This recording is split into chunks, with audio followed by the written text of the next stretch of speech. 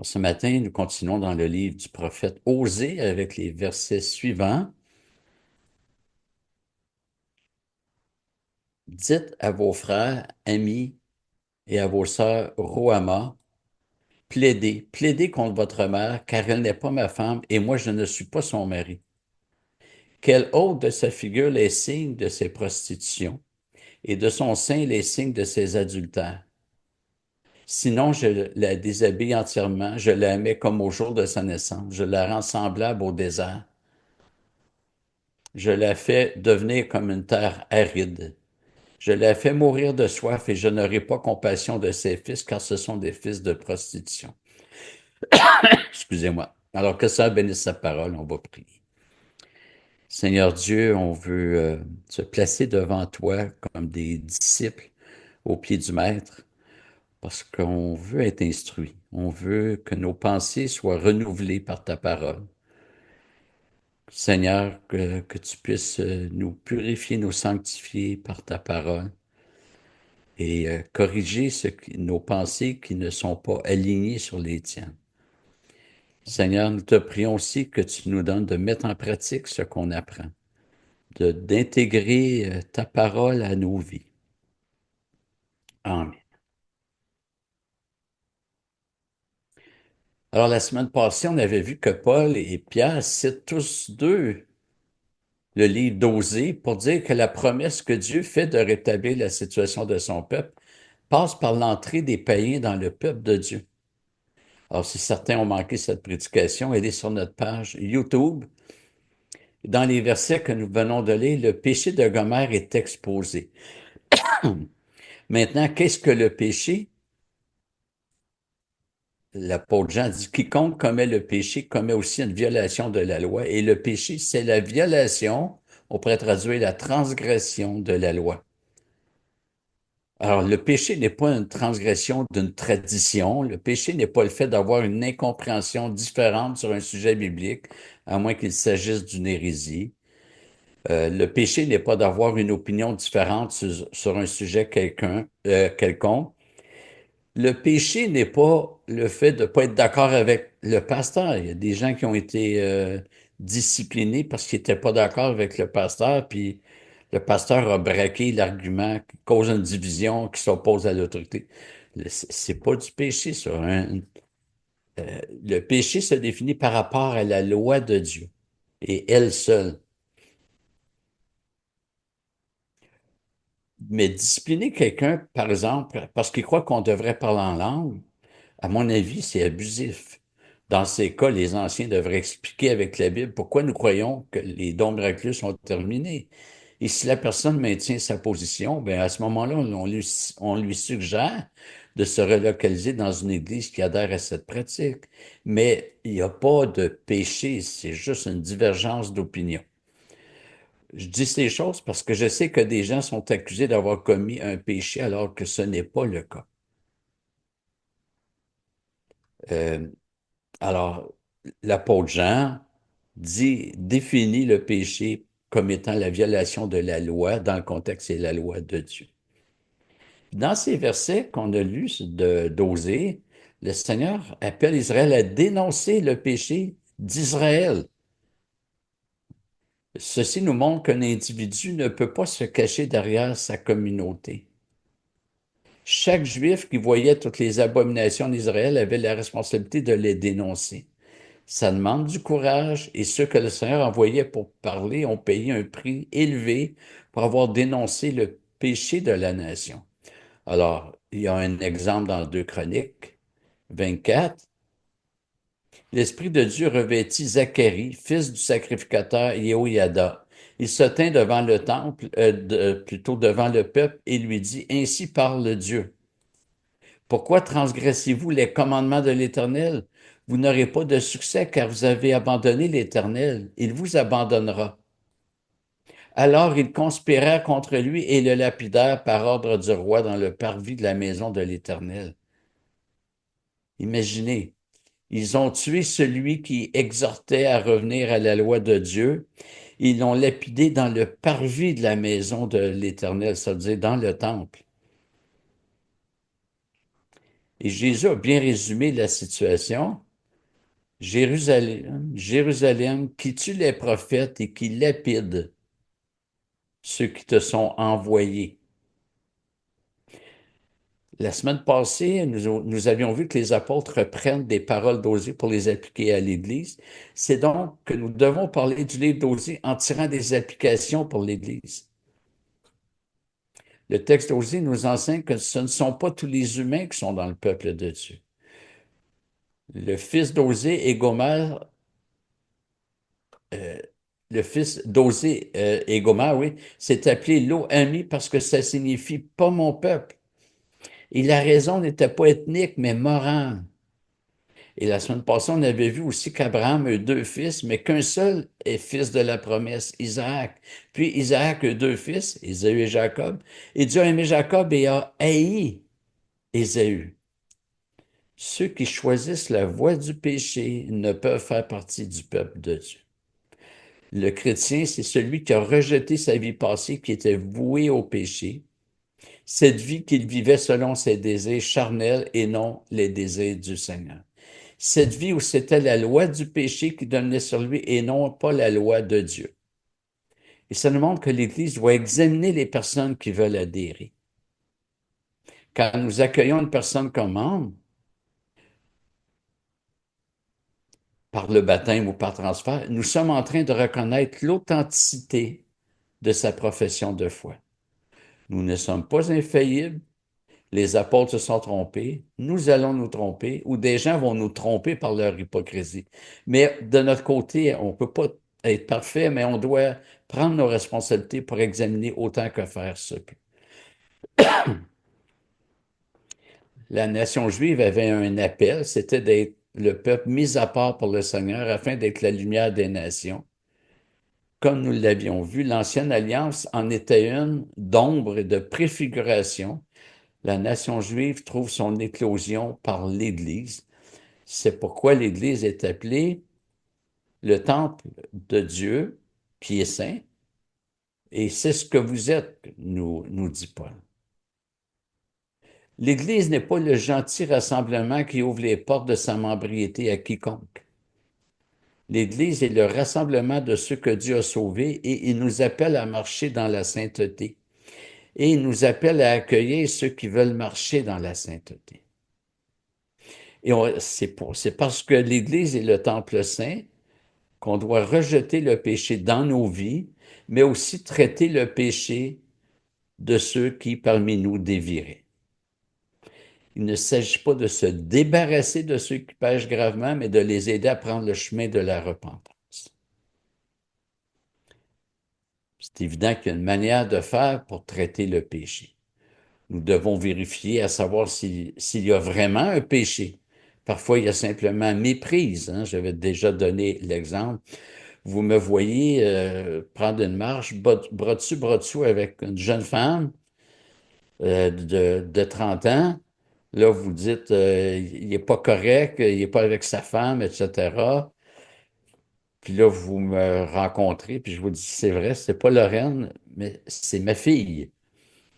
Ah, OK, il y a méprise. On doit questionner avant. Les pharisiens ont voulu accuser Jésus et Nicodème, qui était lui-même pharisien, a pris position contre ses comparses en leur disant, notre loi juge-t-elle un homme avant qu'on l'ait entendu et qu'on sache ce qu'il a fait? Donc, je dois aller voir la personne seule à seule pour la reprendre. Puis reprendre, ça inclut de vérifier avec la personne, parce qu'au cas où il y aurait méprise. Si elle refuse de se repentir, on y va avec un ou deux témoins. Et si l'endurcissement perdure, la situation doit être présentée devant l'Église qui aura la responsabilité d'aller exhorter la personne. Donc, si je vois un péché chez mon frère et que je le tolère, j'accepte que mon frère se détruise par son péché, détruise aussi sa famille souvent, et qui détruise ou qui affecte le corps qui est l'Église. Parce qu'éventuellement, le corps sera atteint.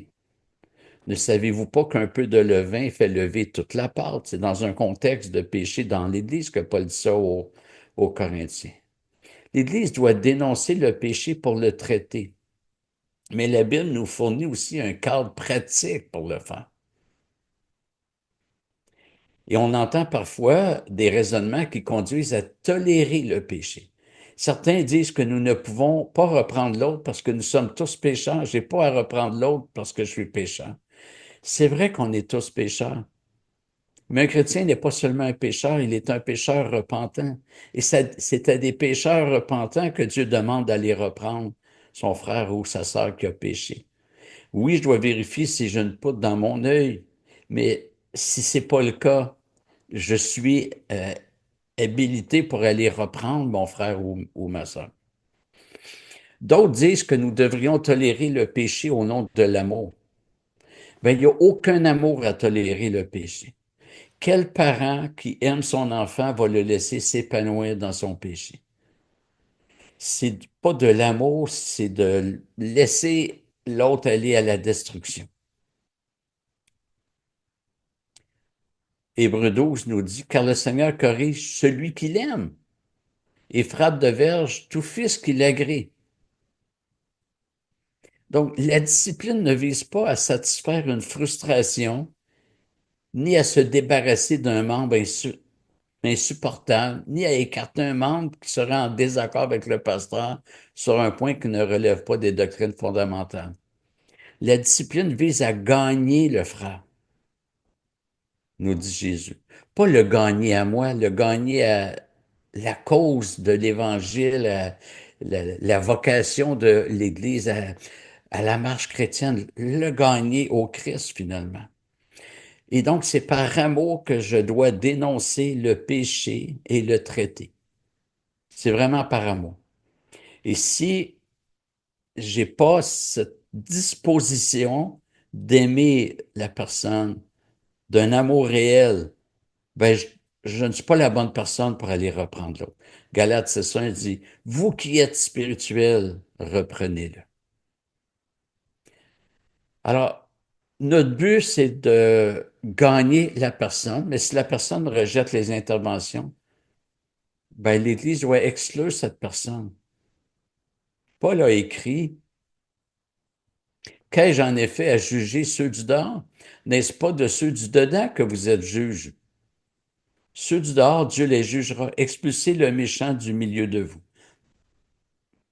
L'Église a la responsabilité de préserver la pureté en son sein. Juste avant les versets à l'écran, Paul avait écrit, donc un peu plus haut dans 1 Corinthiens 5, ne savez-vous pas qu'un peu de levain fait lever toute la pâte? Autrement dit, le péché qui est toléré va gagner l'Église au complet. Alors, frères et sœurs, c'est vraiment un appel à la vigilance. Non pas un appel à espionner les autres, c'est d'abord un appel à veiller sur soi, premièrement. Est-ce que j'ai une poudre dans mon deuil? Alors, je dois la retirer. Mais on a tous un appel à la vigilance, c'est-à-dire à veiller les uns sur les autres. Nous ne nous espionnons pas, mais si nous sommes témoins d'une situation qui demanderait une intervention, allons voir la personne dans une approche fraternelle, dans le but de le gagner. Et je précise ici que ce ne sont pas tous les péchés qui méritent un traitement disciplinaire. Celui qui a fait faire un travail sous la table, je sais pas moi, j'ai un problème de plomberie, j'ai un voisin qui est plombier, il vient à la maison, il fait ça, puis j'ai donné 50 pièces, puis bon, c'est pas correct parce que je l'ai payé, mais ça mérite pas un travaux, un processus disciplinaire. Ça peut mériter une exhortation, mais si quelqu'un décide de travailler au noir constamment, là, c'est autre chose. En Israël, ce n'était pas tous les péchés qui étaient punis sévèrement. Il y a certains péchés qui exigeaient la peine de mort, mais pour d'autres, il fallait apporter un sacrifice au temple. Ou pour d'autres encore, il fallait rembourser, si c'est un vol, il fallait rembourser la victime en ajoutant une compensation. Alors, c'est pas tous les péchés qui méritent le même traitement. Et on doit examiner la nature de la faute, mais aussi l'ampleur. Une personne qui calomnie une fois contre un autre, c'est un péché. Mais c'est pas comme si une personne calomnie constamment contre tous ses frères et sœurs. C'est pourquoi j'ai la conviction que toutes les situations disciplinaires devraient se faire avec l'accompagnement, l'implication d'au moins un ancien. Pourquoi? Les anciens ont la fonction de diriger l'Église. Et je ne vois pas pourquoi les situations disciplinaires échapperaient à cette direction.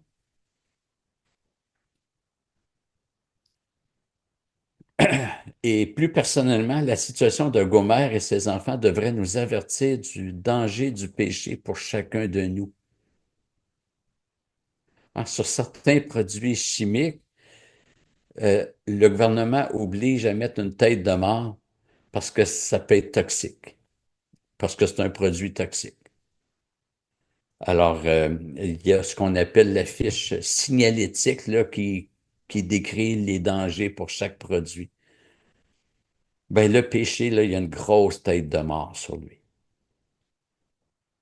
Le pasteur québécois Jacques Marcoux disait que la tentation, c'est comme un traîneau en haut de la colline. Tant qu'on demeure en haut, on est correct. Mais si on s'engage sur la pente juste un peu, c'est fini. On se retrouve en bas, dans le péché. Donc, si j'ai une tentation, mais que je reste là, je suis correct. En passant, c'est même pas péché d'être tenté. Jésus a été tenté. Mais si je dis, ah, je vais le faire juste un petit peu, c'est fini, on se retrouve en bas. On a pris la pente. Et avant de surveiller le traîneau de l'autre, je dois surveiller mon propre traîneau. Et on entend parfois qu'on devrait pas présumer de nos forces. Et c'est vrai. Mais moi, j'ajoute qu'on devrait présumer de nos faiblesses. On doit se savoir faible.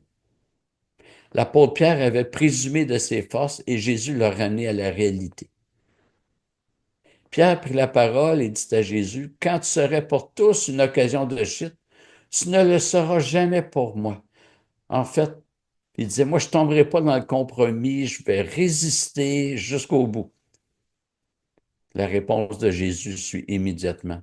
Jésus lui dit, en vérité, je te le dis, cette nuit même, avant que le coq chante, tu me renieras 3 fois.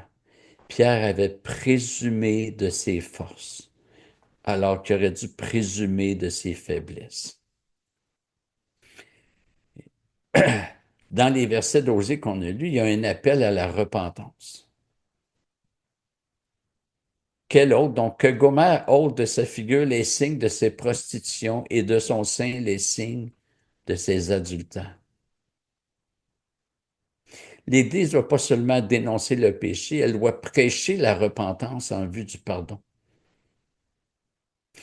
Il n'y a jamais eu de repentance réelle qui n'a pas été suivie du pardon de Dieu.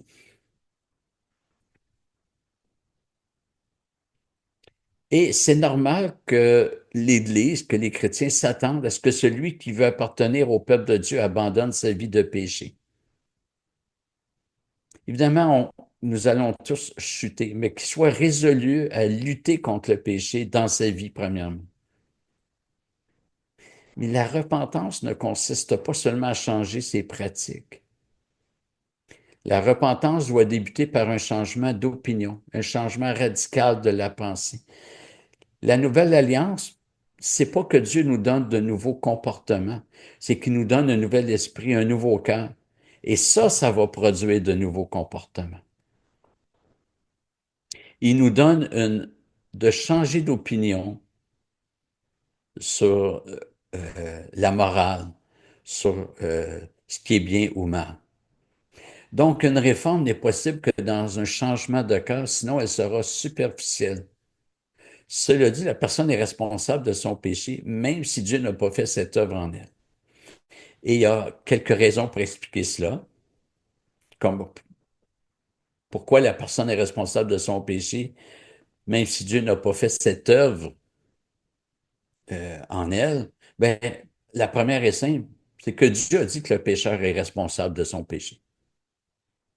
Dans Matthieu 25, nous lisons, lorsque le Fils de l'homme viendra dans sa gloire avec tous les anges, il s'assiera sur son trône de gloire. Toutes les nations seront assemblées devant lui. Il séparera les uns d'avec les autres, comme le berger sépare les brebis d'avec les boucs. Et il mettra les brebis à sa droite et les boucs à sa gauche. Donc, Dieu avertit qu'il y aura jugement. Et l'homme est au courant. Même celui qui n'a jamais entendu l'Évangile, il est au courant. Paul a écrit, c'est un de mes versets préférés en apologétique, en parlant de tous les hommes, hein, on l'a vu au chapitre 3, il n'y a aucune distinction, tous ont péché. Il parle de tous les humains dans Romains 1, 2 et 3. Et bien qu'ils connaissent le décret de Dieu selon lequel ceux qui pratiquent de telles choses sont dignes de mort, donc les hommes connaissent qu'il y a un décret de Dieu, qu'il y a un décret, un édit. C'est une loi qui est signée par un roi. Là, présentement, on entend que M. Trump signe plusieurs décrets. C'est effectif à partir de la date que lui il a décidé. Ben, en haut de M. Trump, là, il y a un Dieu qui règne, puis lui, il en a un décret. Puis tous les hommes sont au courant, bien qu'ils connaissent le décret de Dieu selon lequel ceux qui pratiquent de telles choses, qui est mentionné plus tôt dans Romains 1, donc, ceux qui les pratiquent sont dignes de mort. Non seulement ils savent que c'est pas correct, mais ils savent qu'il y a un jugement, que ça mérite la mort. Ben, la réponse de l'être humain, c'est non seulement ils les font, mais encore ils approuvent ceux qui les pratiquent. Les hommes cachent ce qu'ils savent, mais si Paul dit que tous les hommes savent que ce qu'ils font est péché, qu'ils sont dignes de mort, c'est-à-dire qu'ils sont dignes d'être condamnés par Dieu, c'est qu'ils le savent.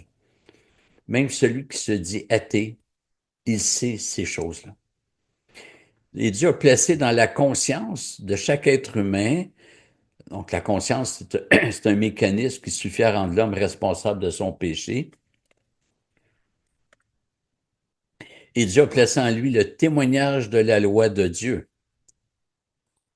Quand les païens qui n'ont pas la loi, c'est-à-dire qui ne l'ont pas reçue au mont Sinaï, comme le peuple juif, font naturellement ce que prescrit la loi, eux qui n'ont pas la loi, ils sont une loi pour eux-mêmes.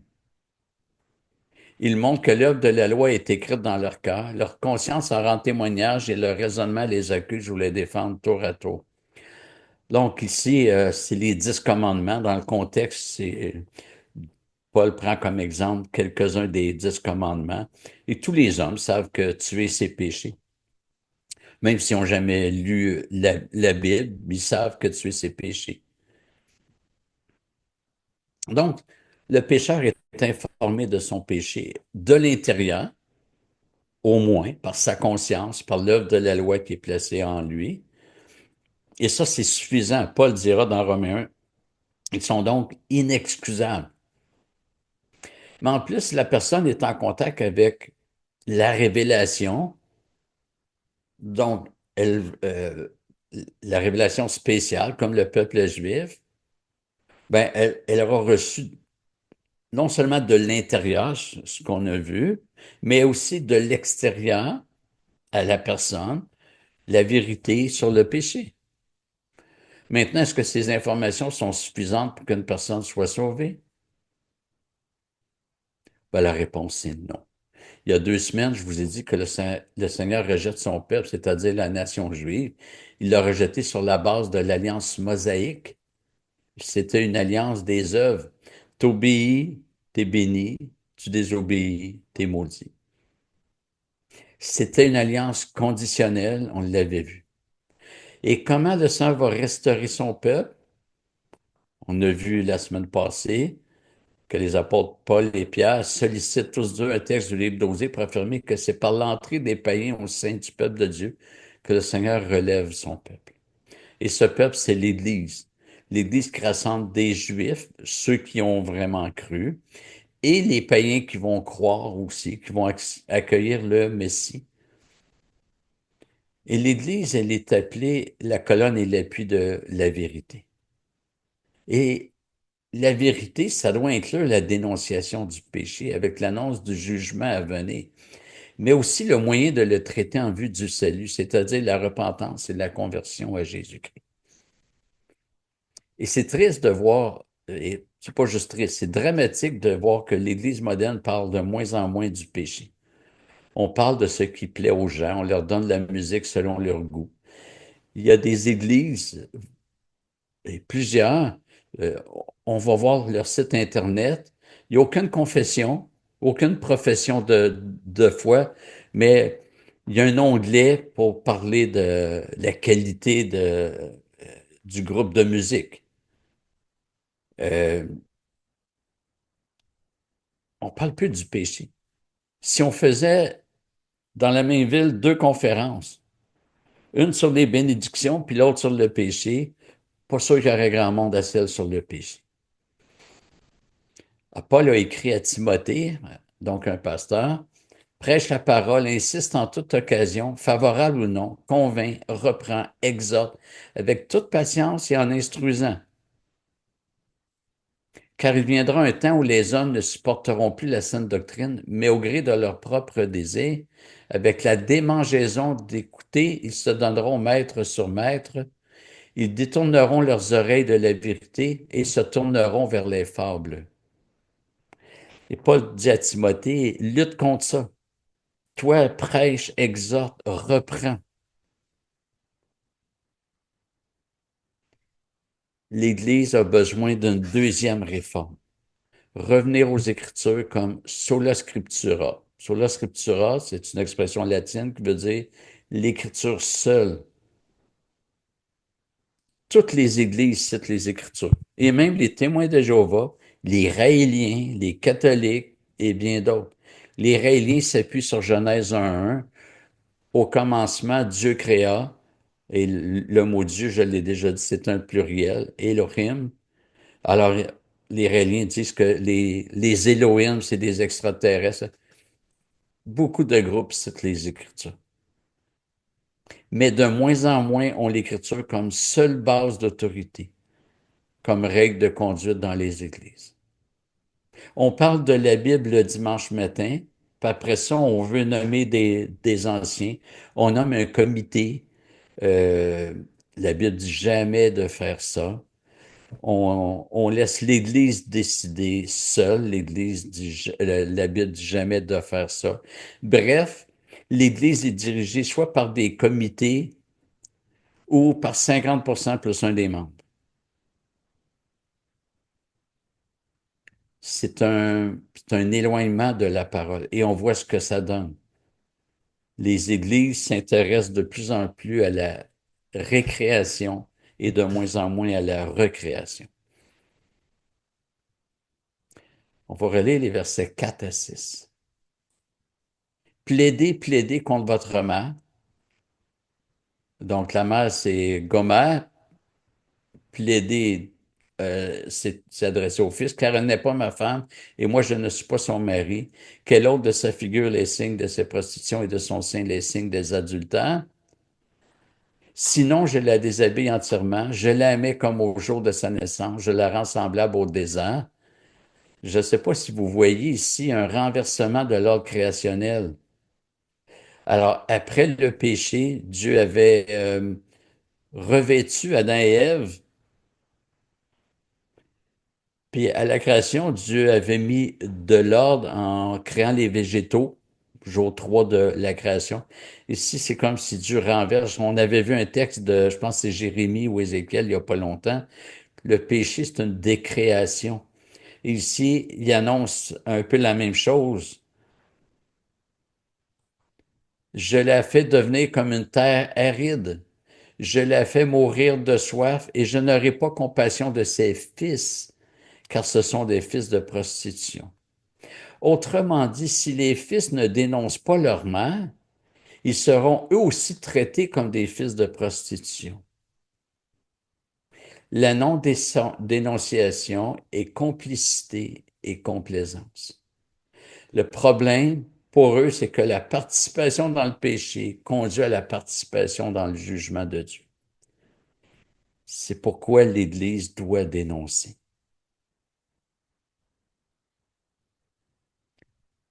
À partir du verset 7. Leur mère s'est prostituée, celle qui les a portés s'est couverte de honte quand elle a dit, je suivrai mes amants qui me donnent mon pain et mon eau, ma laine et mon lin, mon huile et mes boissons. C'est pourquoi voici, je ferme ton chemin avec des buissons. Je le barre d'une barrière. Elle ne trouvera plus ses sentiers. Elle poursuivra ses amants et ne les atteindra pas. Elle les cherchera et ne les trouvera pas. Ça, c'est la situation des pécheurs. Ils cherchent ailleurs qu'en Dieu ce que seul Dieu peut donner. Le texte dit que Gomer affirmait qu'elle allait suivre ses amants qui lui donnent le pain et l'eau, la laine et le lin, l'huile et les boissons. Et là, on commence à voir un renversement. Puis elle dira, eh bien, je vais retourner vers mon premier mari, car alors j'étais plus heureuse que maintenant. Et ça, c'est une bénédiction. Quand un non-chrétien commence à voir son malheur, elle dit, j'étais plus heureuse avec Osée qu'avec mes amants, ça veut dire que le peuple de Dieu doit réaliser, et là, dans le contexte, c'était l'Israélite devait réaliser qu'il était plus heureux avec Dieu qu'avec les idoles païennes. Mais ce qui est écrit à l'écran, ça me fait penser au fils prodigue. Il est allé se vautrer dans le péché, comme Gomer est allé vers des amants. Et c'est quand le fils prodigue n'avait plus rien, au point où les pourceaux mangeaient mieux que lui, c'est là qu'il a commencé une réflexion pour rentrer chez son père. Il s'est souvenu de ce qu'il avait dans la maison de son père. Et Gomer a dit, je vais retourner vers mon premier mari, car alors j'étais plus heureuse que maintenant. Et ça nous montre que le Seigneur peut utiliser des motifs égoïstes pour faire prendre conscience qu'il vaut mieux vivre dans une bonne relation avec le Seigneur. J'ai connu, moi, quelques personnes qui voulaient gagner une fille. La fille était chrétienne, puis lui avait aucune intention de se convertir, puis il est allé à l'église pour se rapprocher de la fille, puis finalement il a entendu l'évangile, puis il s'est converti. Dieu peut utiliser des motifs qui sont pas bons à l'origine. Et là, Dieu annonce qu'il va humilier Gomer. Elle n'avait pas reconnu que c'était moi qui lui donnais le blé, le vin nouveau et l'huile. Elle a pensé que c'était ses amants. Autrement dit, les Israélites pensaient que c'était les divinités païennes qui les comblaient. Et si vous lisez le livre des Juges, c'est constamment ça. Puis Dieu dit, elle n'avait pas reconnu que c'était moi qui lui donnais le blé, le vin nouveau et l'huile. Je lui ai prodigué de l'argent et de l'or et ils en ont fait une offrande à Baal. Ça, c'est l'être humain. Il prend les choses de Dieu dans sa création, puis il en fait des, des objets de d'idolâtrie, de débauche, peu importe. C'est pourquoi je reviendrai prendre mon blé en son temps et mon vin nouveau dans sa saison, et je retirerai ma laine et mon lin qui devaient couvrir sa nudité. Et maintenant je découvrirai sa flétrissure aux yeux de ses amants, et nul ne la délivrera de ma main. Je ferai cesser toute sa joie, ses fêtes, ses nouvelles lunes, ses sabbats et toutes ses solennités. C'est quand même spécial. Elle allait vers les dieux Baal, elle s'adonnait à des amants, puis en même temps, elle s'adonnait au, au rite juif. Euh, le trio, les fêtes, nouvelle lune et sabbat qu'on retrouve en Colossiens en passant, c'est un trio pour parler de l'ensemble des festivités puis des rites juifs. Je ravagerai ses vignes et ses figuiers dont elle disait, c'est le salaire que m'ont donné mes amants. Je les réduirai en une forêt et les bêtes des champs les dévoreront. J'interviendrai contre elle à cause des jours où elle encensait les Baals et où elle se parait de ses anneaux et de ses colliers. Elle suivait ses amants et moi, elle m'a oublié, oracle de l'Éternel. Donc, dans la première section que nous avons lue, nous avons vu l'importance que les vrais croyants prennent position contre le péché. Et dans les versets qu'on vient de lire, nous voyons que Dieu est à l'œuvre pour sauver les siens. Donc, les vrais croyants travaillent de leur côté euh, par des paroles, puis Dieu travaille dans les personnes qu'il veut sauver. Parce que nous, on ne peut pas travailler dans les cœurs, dans les pensées. Et Dieu annonce qu'il va humilier Gomère. Et tout commence là. C'est une très bonne chose d'être humilié. Dans les versets qu'on a lus, le Seigneur retire à Gomère tous les biens qu'elle avait. Tu penses que c'est tous les amants qui t'ont donné ça? Je vais t'exauter pour que tu vois que c'est moi. Dieu lui retire les bénédictions terrestres. Et quand on sait que l'Ancienne Alliance avait des promesses de bénédictions terrestres, c'est un pays où coule le lait et le miel, de se voir retirer cela, c'était de perdre les privilèges de l'Alliance. Puis Dieu ne fait pas juste retirer des bénédictions terrestres. Je ferai cesser toute sa joie, ses fêtes, ses nouvelles lunes, ses sabbats et toutes ses solennités. Je ravagerai ses vignes et ses figuiers dont elle disait, c'est le salaire que m'ont donné mes amants. Je les réduirai en une forêt, les bêtes des champs les dévoreront. Le Seigneur retire la joie. Elle se plaisait, elle se complaisait dans des choses du monde. Puis Dieu dit, tu n'auras plus cette joie-là. Et c'est une bonne chose. Autrement dit, je vais t'amener au fond du Berry. Et c'est dur d'être au fond du Berry. Et on le voit dans le Daniel 4 avec Nebuchadnezzar. Dieu l'amène dans une humiliation profonde. C'est une telle période est très pénible, mais très bénéfique.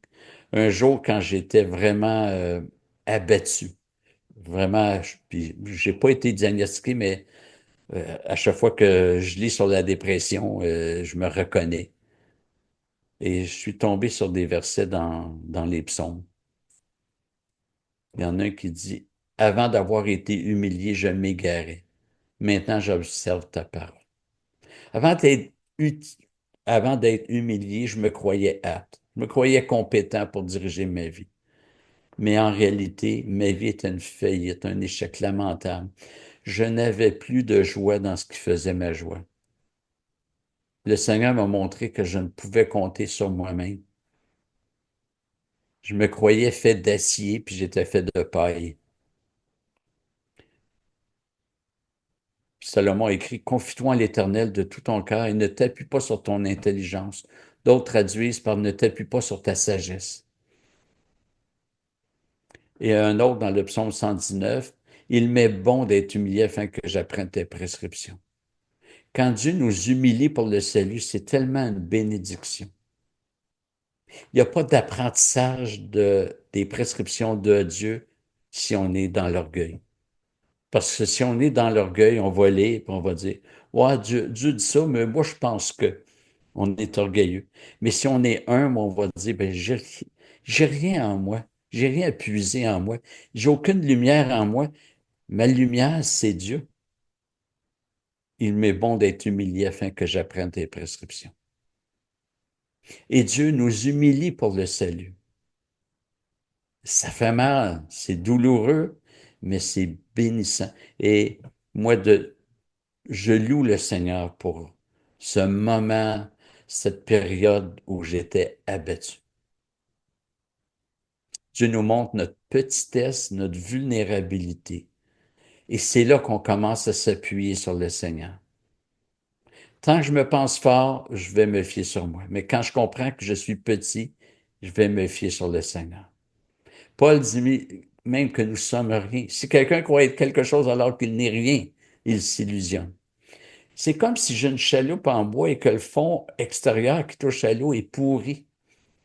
De mon côté, je ne le vois pas. Mais le jour où le Seigneur me montre que c'est pourri, puis que c'est une question de temps pour que la chaloupe prenne l'eau puis qu'elle coule, c'est là que je réalise que j'ai besoin d'une autre embarcation puis que je vais embarquer dans l'embarcation du Seigneur. C'est là que je vais délaisser ce qui, ce que je croyais solide. Je vais abandonner ça pour dire non, Seigneur, c'est en toi qu'est ma sécurité, c'est en toi qu'est ma force. Alors, frère ça, n'ayons pas peur de l'humiliation, elle est bénéfique. Et Dieu voulant, la prochaine fois, on va voir la suite du cheminement que Dieu fait prendre à Gomer. Mais pour aujourd'hui, retenons que nous devons avoir envers le péché non pas un petit dégoût, mais le même dégoût que Dieu a pour le péché. Le Seigneur a le péché en abomination. Réalisons qu'être saint, c'est beaucoup plus qu'un statut, c'est une vie de consécration au Seigneur. Alors que le Seigneur nous donne de fuir le péché et de rechercher la sanctification. Prions. Seigneur Dieu, on veut s'humilier devant toi. On veut reconnaître notre petitesse, notre insignifiance et sans toi, Seigneur Dieu, on n'est rien. Et Jésus dit qu'on peut rien faire sans toi. En fait, la seule chose qu'on peut faire sans toi, c'est la destruction, mais on peut rien faire de bon, de construction. Notre force est en toi. Seigneur, donne-nous de lutter contre le péché dans nos vies. Seigneur, donne-nous le même dégoût que tu as contre le péché. Qu'il qu'il nous soit en abomination, parce qu'il est abominable. Seigneur, on a tous besoin de progresser dans la sanctification. Et Seigneur, fais-nous grandir, fais-nous prendre de la maturité, euh, donne-nous de vraiment lutter contre les idoles de nos cœurs, contre tout ce qui prend la place que tu dois occuper. Et Seigneur, pour ceux qui nous écoutent et qui ne sont peut-être pas à toi, qui ne sont pas convertis, puisses-tu leur faire prendre conscience, les humilier, leur montrer que comme nous, ils sont rien sans toi. Et Seigneur, qu'ils ne trouvent aucune joie dans les choses de ce monde. Seigneur, notre joie, elle est en toi. Une une joie qui est éternelle, inébranlable. Seigneur, merci pour ce grand salut. Amen.